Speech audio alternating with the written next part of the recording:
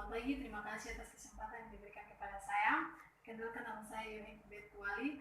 Saya dari Angkatan 2012. Saya ingin menjawab pertanyaan dari dosen Dr. Fatima Shalana. Soal nomor 1, sebagai warga bangsa, maka Anda dituntut menjunjung tinggi harkat dan martabat bangsa dimanapun Anda berada.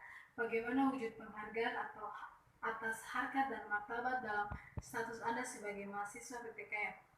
Harkat merupakan derajat seseorang, sedangkan martabat adalah harga diri yang lebih tinggi daripada harkat manusia. Jadi kita sebagai mahasiswa PPKN, bagaimana di dalam masyarakat kita menjaga harga diri kita, menjaga nama baik kita, menjaga nama program studi kita dengan baik di dalam masyarakat maupun di luar masyarakat. Bagaimana kita menjunjung tinggi nilai-nilai yang terdapat dalam Pancasila tentang moral, etika, dan kepercayaan kita.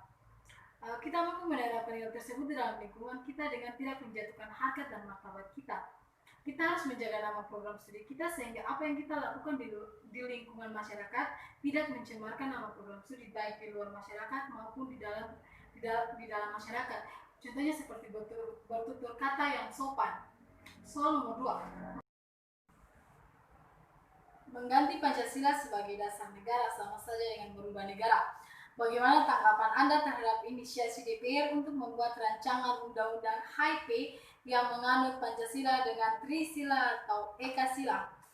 Kita ketahui bahwa Pancasila merupakan dasar negara Indonesia yang dalam arti semboyannya itu berbeda-beda tetapi tetap satu. Meskipun kita negara Indonesia yang beribu-ribu pulau, kita dari Sabang sampai Merauke. Untuk itu, bagaimana DPR harus mengambil inisiasi untuk membuat kembali rancangan undang-undang, membuat kembali Pancasila dirubah dengan Trisila.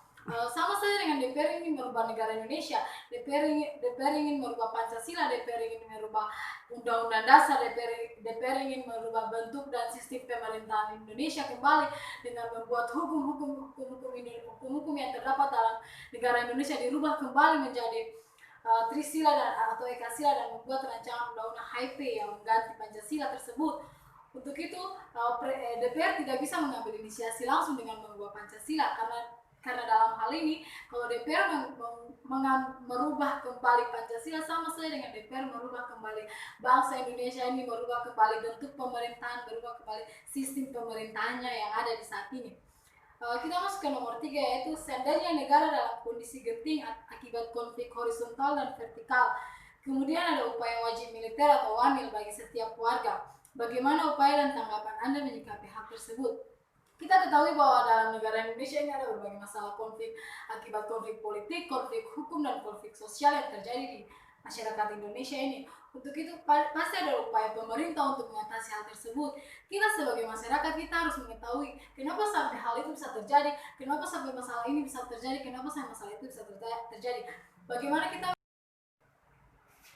sebagai masyarakat harus mengambil inisiatif yang baik dan benar untuk menyikapi hal dari pemerintah.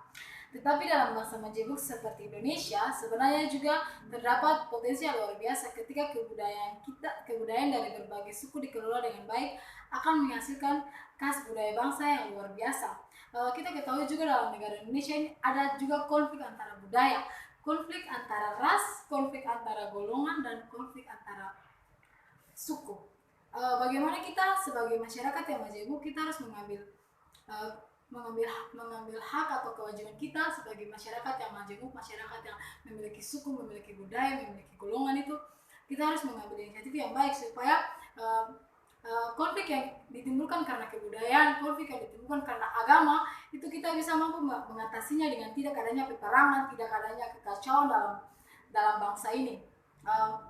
Akhir-akhir bahwa Presiden dalam kaitannya dengan berbagai konflik horizontal yang terjadi pada akhir-akhir ini berpesan agar perbedaan di antara kita diselesaikan secara damai dan konstitusional, dalam artinya tanpa kekerasan, apalagi sampai merampas hak hidup orang lain. Dan konstitusional artinya kita kembali menyimak ketentuan yang terdapat dalam Undang-Undang Dasar 1945. Di dalamnya diatur tentang hak dan kewajiban setiap warga negara, antara lain hak untuk hidup dan hak untuk tidak diperlakukan secara diskriminatif, serta kewajiban menghormati hak asasi manusia dalam pasal 28. Kita lanjut ke nomor 4. pandemi COVID-19 bukan hanya berlaku lokal, namun juga berdampak nasional dan global. Hal ini berimplikasi pada berbagai sektor dalam kehidupan berbangsa dan bernegara. Silakan Anda jelaskan faktor-faktor apa saja yang terdampak akibat COVID-19. Ada dua faktor yang terdampak pada COVID-19, yaitu faktor kesehatan dan faktor ekonomi, di mana masyarakat kurang memperhatikan kesehatan mereka karena karena faktor kesehatan ini masyarakat banyak yang terdapat masyarakat banyak yang terinfeksi COVID-19. Untuk itu, pemerintah sudah menyediakan protokol kesehatan bagi masyarakat. Bagaimana masyarakat harus menyimaknya, memperhatikannya, dan memperlakukannya dalam kehidupannya sehari-hari. Kalau faktor ekonomi, di sini pemerintah membuat PSBB, yaitu pembatasan sosial berbasis besar-besaran.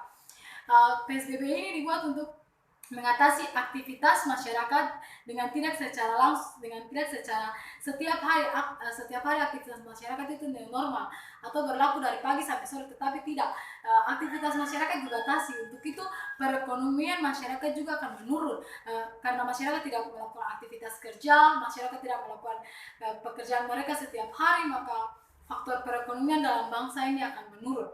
Kemudian nomor 5, menurut Anda pemerintah dalam maksimal dalam penanganan virus corona? Berikan analisis Anda disertai bukti atau fakta yang Anda temukan. Pemerintah sudah memperhatikan hal tersebut, namun masyarakat yang masih melawan dengan tidak memperhatikan protokol yang dibuat pemerintah. Pemerintah telah memberikan sumbangan kepada setiap keluarga berupa 600.000. Kemudian pemerintah menyumbangkan sembako kepada masyarakat.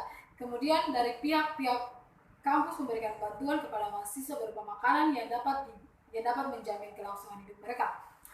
Presiden juga memberikan keringanan dengan memberikan gratisan pembayaran PLN selama 3 bulan pada masyarakat.